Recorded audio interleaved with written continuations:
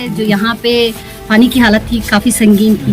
تو یہ بھائی بھی ابھی آپ کو بتا چکے ہیں کہ پینے کے لائق پانی نہیں تھا، حالانکہ وہ پانی دیکھنے میں بہت برا ہوتا ہے لیکن اس کی جو شکل ہوتی ہے تو ہم تو خیر وہی پیتے تھے، ظاہر ہمارے بچے بھی وہی یوز کرتے تھے۔ شروع میں جب میں آئی تھی کافی مسئلے تھے، پیٹ کے مسئلے، معدے کا مسئلہ، پتھری کا مسئلہ، بہت ساری بیماریاں بھی تھی، تو اس وجہ سے